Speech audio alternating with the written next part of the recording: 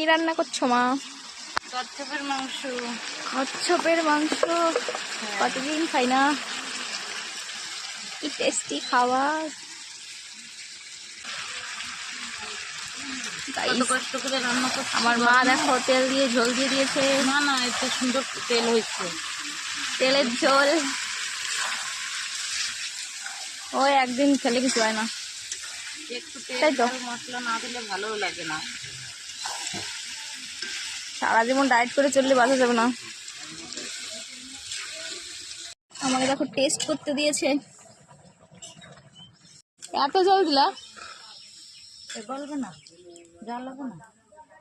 এটা মনে হচ্ছে ডাল হয়ে গেল। না, তা একটু ঝোল ঝোল থাকবে না।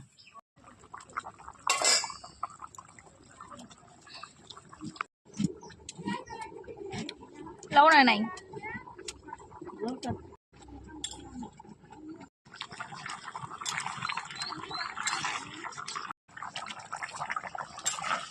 জাল উঠছে কত সুন্দর।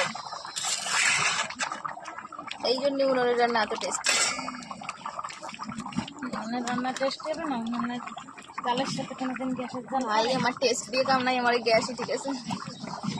আমার দ্বারা অসম্ভব এসব।